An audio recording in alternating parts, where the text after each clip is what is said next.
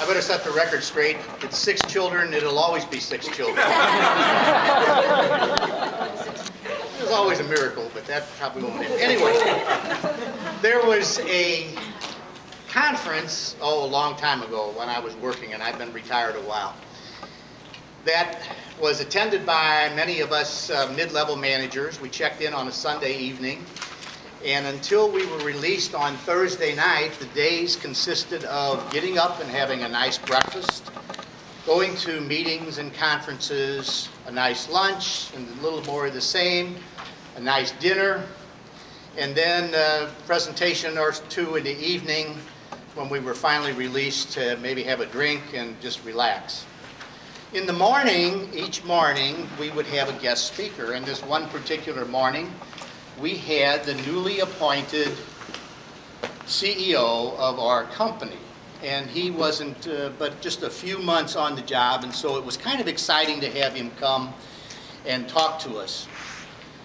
So after he finished his prepared presentation, the moderator said, I'll call him Bill, said, Bill, this conference this week is on managing people and management techniques. Could you give us a few of your thoughts on how you would, what do you think is important in managing people? And Bill stood there and said, I don't know, and went over and sat down. And it was one of those bad moments that everybody regretted, most of all the moderator.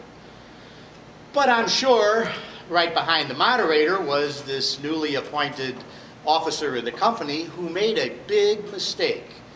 And the mistake was that he didn't prepare himself for an impromptu opportunity, for the opportunity to say something off the cuff, to think on his feet. It can happen to anyone.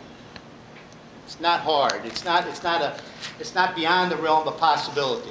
All of you came this evening, or these 8 weeks, to improve your presentation skills and primarily concentrate on prepared presentations, where you have some time in between the meetings where you can prepare a presentation and rehearse it so you know how much time you're going to need, and then come and deliver it and get some critique, and hopefully as the weeks go by, each week you improve. You see what help you need, where areas are a little bit weak, and those are the things that you can work on. Equally important to your careers, to your social life, to your life in the PTA, wherever it might be, are those opportunities that jump up and bite you where you have to think on your feet. And that's what I want to address this evening. And in the weeks that follow, we'll give you all an opportunity to practice thinking on your feet or impromptu speaking. It's nothing more than really getting some techniques in your mind, and as you have to, the opportunity presents itself, then you've got something to fall back on and have a strategy in mind that you can use. So the first thing I want to talk about is developing the skills that you'll need, let me get the right card here, that you'll need to be a good impromptu speaker. First thing you have to do is listen, because if you don't listen, you won't know what was asked of you, and if you don't know what's asked of you, obviously, you can't answer the question. So after you listen, pause.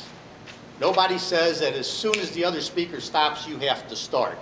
Collect your thoughts, know what you want to say, and put them together, and have a strategy, and we're going to cover that in just a minute. Maybe you didn't understand what the question was. Well, confirm that what you think you heard is what you actually heard. What is it that the person wants you to address? And then simply tell what you've been asked to tell, and as quickly and as diplomatically or as easily as possible, end it. The more you ramble, the more trouble you can get into. And sometimes it's nothing more than just a friendly conversation or a friendly talk in front of a group, but it might be your opportunity to convince some folks on a political issue or on an issue that affects your company. So you want to make sure that you say what it is that's important, nothing more and nothing less. Now, how about some strategies? Well, you can express an opinion if you have an opinion. If you don't have an opinion, you can address it from a cause and effect standpoint. That is, here's what I see the problem might be, and it could cause this problem down the road. Break the topic into components. Talk about, instead of the global problem, talk about it in small segments. That way you're free to end it whenever you need to. Use a past, present, and future type of a strategy. Here's what I saw years ago. Here's where we're at today. And by your question, here's where we could be tomorrow. So that's another strategy. And finally, the last strategy that you can use, and it's the strategy that all politicians are very fond of, and that is hedging. You don't have to address the question. You can talk around it. And if you'll notice, this is no detraction to politicians, Carl, or any others, that politicians frequently, if not almost always, don't directly address the question. They do talk around it. They do hedge it. Now, I'll give you 3 don'ts and then summarize it with a little bit of a demonstration of table topics. That's an exercise we use each week in Toastmasters. The 3 things I would caution you on is don't ramble, don't apologize, and most important, don't fib.